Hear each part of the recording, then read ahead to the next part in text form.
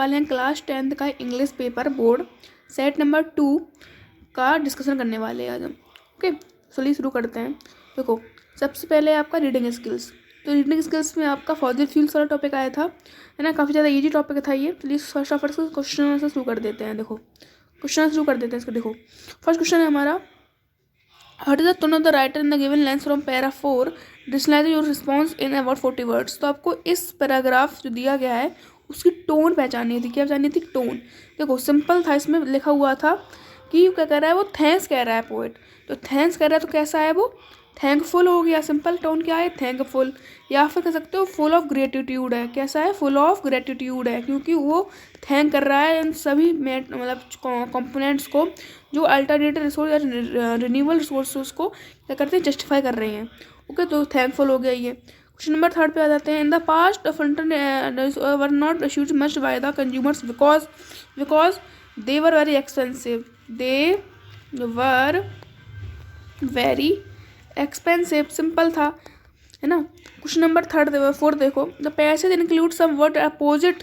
तो इसमें बी था और ई था, यानी कि एक्सॉस्टिबल एंड इनएक्सटिबल और सस्टेनेबल एंड एक्सॉस्टिबल, ये तीन आपका ये सही था। क्वेश्चन नंबर 5 पे आता है, litre of renewable resource pack and Y.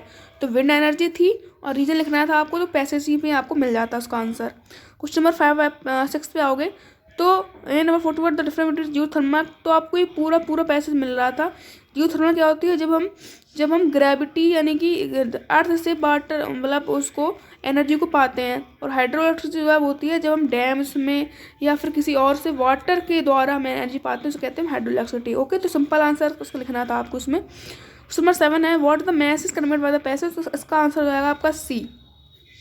अब देखो, इसमें ऑप्शन नंबर डी भी हुआ है, यानी कि 50-50 चांस है इसके। लेकिन आपको अगर प्रेफरेंस देनी है मुझे, तो मैं ऑप्शन नंबर डी को दूंगा। डी को क्यों दूंगा? क्योंकि अल्टरनेटिव एनर्जी रिसोर्सेज की बात इसमें ज़्यादा की गई है ना। क्योंकि वो अभी इमर्ज कर रहे हैं ना, अभी ट्रेंड में है वो लोग। तो क्या है कि alternative energy resources are the emerging trends and are still evolving. But इसमें ऑप्शन नंबर सी भी है ना। ये दोनों ही 50% है इनके चांस हो सही होने के। तो सीबीएसई के देखते हैं सीबीएसई क्या देता है मार्क्स अपने आंसर की में। क्वेश्चन नंबर 8 है, इलेक्ट्रिसिटी ये फॉल्स है। क्यों फॉल्स है? क्योंकि हाइड्रोइलेक्ट्रिसिटी हमेशा कॉमर्शियल पर्पज के लिए यूज कॉमर्शियल पर्पज के द्वारा बना के फिर भेजी जाती है पावर होम्स। लेकिन इसमें दिया गया है यूज की जाती है, यूज नहीं की जाती है, यूज नहीं सेंड की जाती है पावर होम्स तक। ओके, सेंड की जाती है, यूज नहीं की जाती है। ओके, चलिए क्वेश्चन नंबर 2 पे आते हैं। Mango in Indian most popular fruit and it has, ये सारा आपका पैसेज था मैंगो वाला। इसका क्वेश्चन आंसर ये रहे आपके, सॉरी इसके ऊपर है क्वेश्चन आंसर सारे। ये यहाँ पे नहीं है, ये नहीं है, हाँ ये है, ये लिखा है complete the following analogy appropriately based on your understanding of para 1। Para 1 के द्वारा आपने जो पढ़ा है उसके मतलब संबंधित कुछ आपको फिल इन द ब्लैंक्स दी थी। तो we can say that for coming the king of jungle lion has to be the strongest bravest and fairest. Similarly the mango has news for the king because it is very tastiest, है ना। और has many good qualities, है ना। ये सारे आपके option मतलब passage में अगर आप यहाँ पे जाते हैं ना, देखो ये लिखा हुआ है यहाँ पे। मैंगो वाला कहाँ गया, मैंगो वाला सॉरी यहाँ पे नहीं है, यहाँ पे है। देखो ये लिखा है cultural and regional useful tasty fruit in addition it has many good quality thus making it to called the king of fruits. बस खत्म, यहीं पे मिल गया आपको इसी पर लाइन पे। ओके, क्वेश्चन नंबर 2 पे आ जाते हैं। यहाँ पे क्वेश्चन नंबर 2 लिखा है हमारा fill in the blanks with. ये देखो, इसमें आपको डिटेल दी गई है। क्या दी गई है बच्चों? डिटेल। जब डिटेल दी जाती है किसी स्टेटमेंट की तो वो हो जाता है फैक्ट। क्या हो जाता है? एक फैक्ट। और फैक्ट को ही डिस्क्राइब करता है ऑब्जेक्टिव डिटेल। तो यहाँ पे जजमेंट नहीं होगा, यहाँ पे ऑब्जेक्टिव डिटेल ही होगा, क्योंकि आपको पूरी डिटेल पूरा स्टडी देखो 45% सब दिया रखा है इसमें। इसलिए आपसे क्या होगा, फैक्ट है ये, नॉट डिटेल, नॉट ओपिनियन। तब होता है जब हम कह दें कि इस साल तक ये यहाँ तक पहुँच सकती है, लेकिन हमने क्या कहा कि अभी उसका जो क्या है, जो करंट जो है वो कितना है, लिखा हुआ है कितना है, 45.80%। तो ये तो फैक्ट है ना अपने आप में कितना है। अब उसमें आप थोड़ी कहोगे मेरा ओपिनियन है कितना होगा, नहीं, इतना है ही है, रियल में है, तो ये फैक्ट होते हैं, ठीक है, ऐसे जो स्टेटमेंट होते हैं। तो इसमें हो जाएगा आपका fact and objective detail, not subjective judgement. Subjective judgement तब आता है जब ओपिनियन करते हो, जब किसी चीज़ पे आप ओपिनियन देते हो अपना, ठीक है। क्वेश्चन नंबर हमारा 3 पे जाते हैं। जस्ट फॉलोइंग 40 वर्ड्स में करना था आपको इसको। India is being that means in terms of mango production exports only. आपको बताना था कि जो करता तो है, लेकिन जो एक्सपोर्ट करता है ना वो बहुत कम करता है। क्यों करता है? क्योंकि USA है, हर्डल है उसके सामने, ब्राज़ील है हर्डल, ना बहुत सारी कंट्रीज़ हैं जो अभी बहुत सारे मतलब डेवलपमेंट हो चुके हैं। बट इंडिया में क्या है कि एक्सपोर्टेशन उतना क्यों नहीं हो रहा है?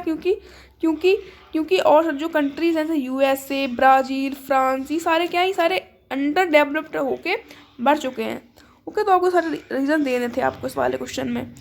क्वेश्चन नंबर 4 है फिर table which 3 countries were at the par. तो आपको टेबल देख के बताना था, उसमें आपका आंसर था USA है ना। देखो टेबल दी गई है आपको शायद इसमें टेबल, हाँ ये देखो USA, Kawat, Saudi Arabia.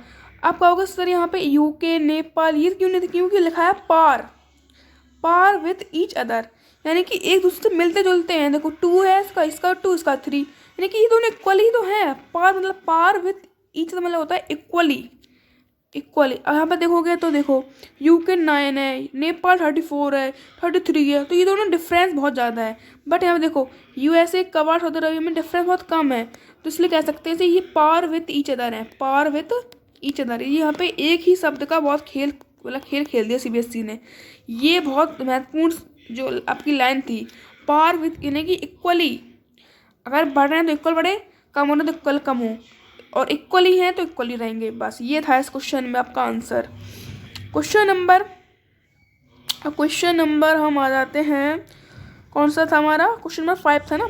Top mango imported countries the USA, however India export only 2% to the USA है ना। और friends that can be drawn from this because of the less transportation,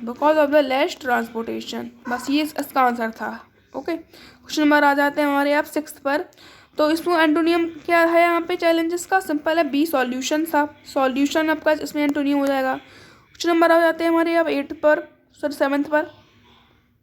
while India is the largest producer of mangoes in the world because of its, मतलब कह सकते हो because of its very tastiest variety. और ये क्या करता है? Share holder में भी बहुत टॉप में है। कितना करता है? 80% कुछ करता है, लिखा होगा इसमें। देखो उसमें मैं दिखा देता हूँ आपको, इसका आंसर कहाँ मिलेगा। ये देखो, ये क्वेश्चन नंबर पैरा नंबर 2 ना, ये पूरा ही आपको लिखना था। मतलब कुछ में देखो लिखा हुआ है इंडिया भी ना, ये पूरा लिखना था आपको। एक्सपोर्टिंग, पेरू एक्सपोर्ट, ये सब लिख देना था आपको, ठीक है। चलिए क्वेश्चन नंबर आपका आते हैं इस पर लास्ट वाला। सॉरी कहाँ गया आपका ये? अरे सॉरी कहाँ पे गया? ये रहा। क्या है इसमें? Which the main take away from the study mention in the passage. इसका ऑप्शन नंबर C जो होगा। India is the largest producer of mangoes but by putting in more efforts has the potential to the largest exported to. देखिए India सबसे ज़्यादा उत्पादक है mangoes का। अगर थोड़ा और भी इसमें कुछ एस्पेक्ट डालें तो वो एक टाइम पे आकर बहुत ज़्यादा एक्सपोर्टर बन जाएगा। तो ये देखो, अब UAE, India needs to be, ये सब गलत है। ये सब मतलब गलत तो नहीं है, लेकिन उस पैसेज के अकॉर्डिंग ये सारे गलत ऑप्शन हो जाएंगे। ओके, अब हम आ जाते हैं ग्रामर पोर्शन पर। ग्रामर पोर्शन आपका ईजी आया था। देखो कहाँ पे ग्रामर पोर्शन आपका, कहाँ पे रहा? यहाँ पे नहीं है ग्रामर पोर्शन। थोड़ा सा ये पे गड़बड़ हो गया PDF में। ये रहा ग्रामर पोर्शन। अब ये देखो, बहुत इजी आपकी आई थी। लिखा है since you have been. Since लग गया, यानी कि सिंस क्या होता है? परफेक्ट कंटिन्यूस में आता है, तो इतना याद रखो वर्ब की ING फॉर्म आएगी, है ना। क्योंकि हैव भी लग गया है तो फिर तो प्रेजेंट परफेक्ट कंटिन्यूस तो ING फॉर्म तो आने ही वाली है। और एक हिंट और है कि ऑफ क्या है?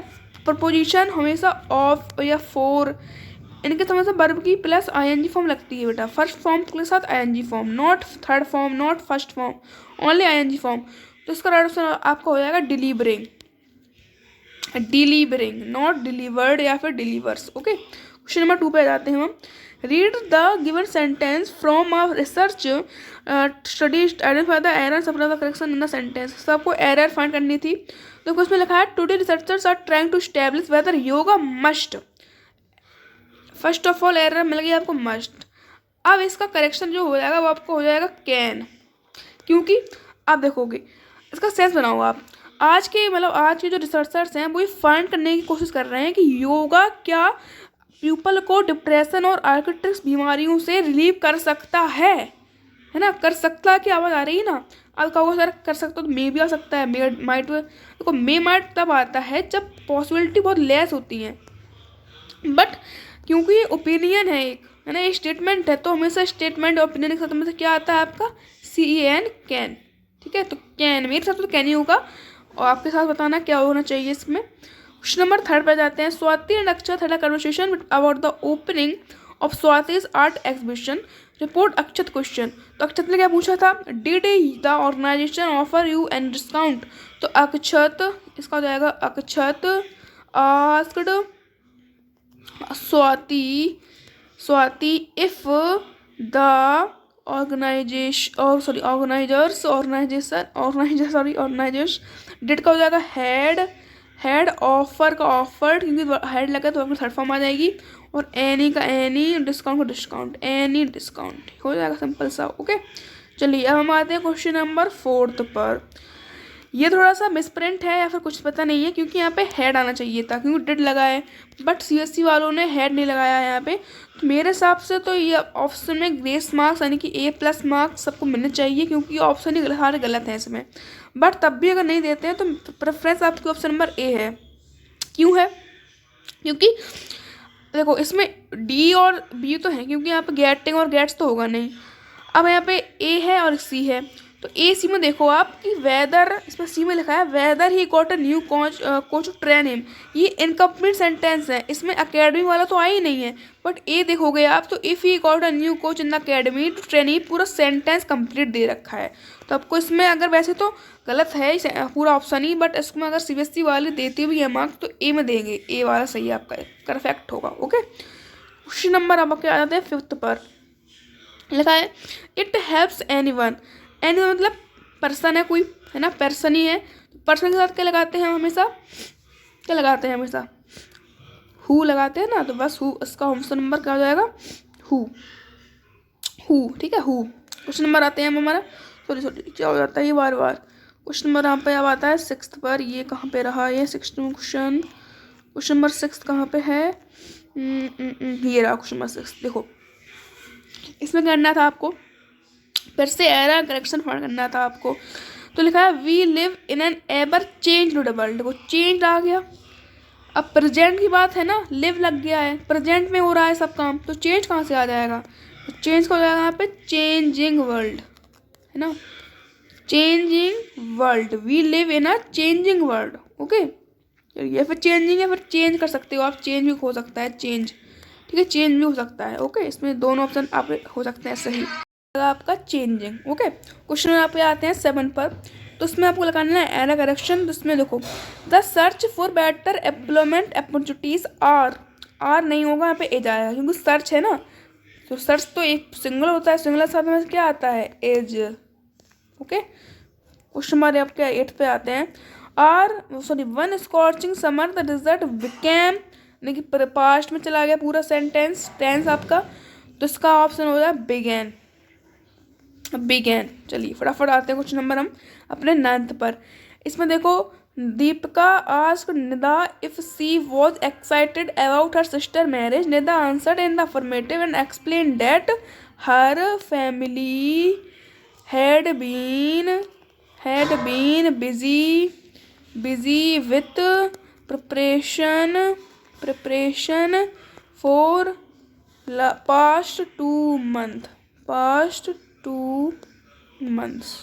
ओके चलिए 10 पे आ जाते हैं। इसका आपका हो जाए इम्प्रूव यूजिंग एक्सपीरियंस या फिर इम्प्रूव यूजर एक्सपीरियंस। मेरा डाउट है, ठीक है, तो आपको डाउट करके बताना कि आपने क्या लगाया इसमें क्वेश्चन नंबर 10 में, ठीक है। ये थोड़ा सा हल्का सा उसमें डाउट मुझे है अभी। क्वेश्चन नंबर आपका 11 क्वेश्चन नंबर कहाँ पे है, क्वेश्चन नंबर आपका यहाँ पे 11 क्वेश्चन शायद ये है। देखो ये है, लिखा है इसमें the road to success lies along the path that is lined with, क्योंकि देखो डेट इसके बाद आपकी फर्स्ट फॉर्म नहीं आती है। अब यहाँ पे सर कहोगे सर आईएनजी फॉर्म क्यों नहीं आएगी, क्योंकि स्लोगन है, और स्लोगन हमेशा प्रेजेंट में, नॉट कंटिन्यूस में, हमेशा इंडेफिनिट में होता है। अब यहाँ पे लैंड क्यों आएगा, लैंड इसलिए आएगा क्योंकि वो जुड़ चुका है, रिसाइकलिंग मीन्स जो टॉपिक है वो स्लोगन में जुड़ चुका है और यही पाथ है, तो land is the right option, इसमें कोई आपका डाउट है ही नहीं। 12 पे आओगे तो 12 में आपका डेवलपमेंट्स नहीं होगा, डेवलपमेंट होगा, क्योंकि पर्सनल डेवलपमेंट होता है, नॉट डेवलपमेंट्स। ओके, डेवलपमेंट होगा, इसमें डेवलपमेंट्स नहीं होगा। ओके, सो यही आपका था ग्रामर पोर्शन का। अब हम आते हैं एक्सट्रैक्ट बेस्ड क्वेश्चनों पर।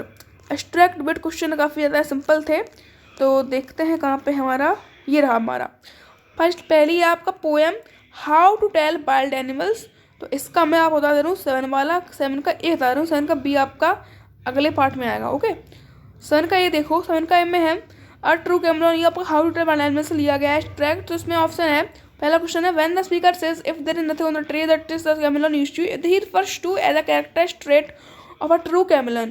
तो कैमरॉन का फर्स्ट जो क्या है ट्रेट क्या है, कलर चेंजिंग,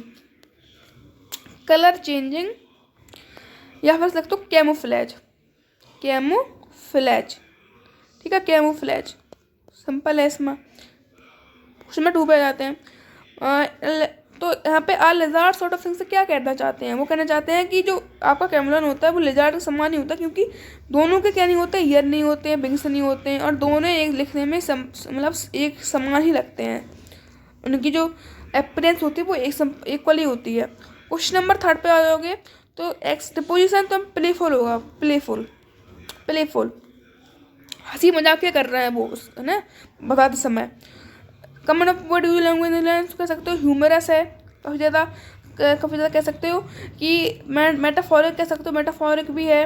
और यहाँ पे क्या कर रहे हैं कि वो सबको बता रहे हैं कि कौन सा एमएलए कैसा होगा, है ना, बता रहे हैं कि जो कैमरॉन है वो कैसा होता है, कैमरॉन कैसा होता है आपका, कैसा होता है वो कैमोफ्लेज करता है ना, और वो क्या करता है, कलर चेंज करता है अपने। तो ये सारे को लिखना था इस क्वेश्चन नंबर 2 जो अगर 4 वाला था। क्वेश्चन नंबर हम जाते हैं यहाँ पे, और क्वेश्चन नंबर ये है आपका I went to back the bazaar, ये वाला आपका जो अनिल वाला है करा दे रहा हूँ। जो पहले वाला था वो Assam from T from Assam था, वो करूँगा अगले पार्ट में। तो पहले ये देख लो फटाफट, not a reason why Hari Singh, तो इसका ऑप्शन नंबर डी होगा, क्योंकि ये तीनों रीजन तो Anil would not, he had robbed, है ना, he would not go back, but he had no money, क्योंकि मनी तो उसके पास है ना अभी फिलहाल में, तो उसके पास मनी थे 50 जो उसमें 50 जो वो कैश लाया था, जो गड्डी लाया था 50 रुपए की नोटों की, और पैसे तो उसके पास थे।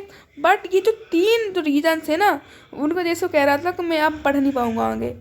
ओके, तो 2 देखते हैं, why did fair to said Hari Singh tone when he says I could not, क्योंकि वो डिप्रेस्ड था, रिग्रेट में था, उसको अपनी जो मिस्टेक है वो उसका मतलब पश्चाताप हो रहा था, और सोच रहा था कि मैंने बहुत बुरा किया है इनके साथ, क्योंकि वो मुझसे ट्रस्ट करता था, क्योंकि आप कुछ नहीं थी आपको। क्वेश्चन नंबर 4 पे आ जाते हैं, ट्रू और फॉल्स, सॉरी क्वेश्चन नंबर 3 पे आ जाते हैं, सॉरी, वो sentence I knew could one day, कह सकते हो कॉन्फिडेंट था, और वो कह सकता था कि हॉनेस्ट भी था, कह सकता हॉनेस्ट भी था, क्योंकि जब उसे अपनी गलती का पश्चाताप हो गया तो वो ठान ली थी कि मैं पढ़ूंगा आगे और ज़्यादा पैसे कमाऊंगा।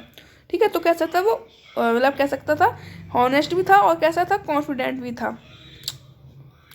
क्वेश्चन 4 पर जाते हैं, ट्रू और फॉल्स करना था आपको। The reason Hari Singh was filled with the feeling of guilt was because Anil trusted in barrack, because true है ये, क्योंकि आपको पता इसमें अनिल ट्रस्ट करता था हरी सिंह, तो सही बात है, तो ये रीजन था ना, हरी सिंह वो रो रहा था। ओके, ऑप्शन नंबर का जगह पे ट्रू। ठीक है, तो अब अगला पार्ट आएगा इसके लिए आपका, तब तक के लिए टाटा, वापस यूज़ हूँ।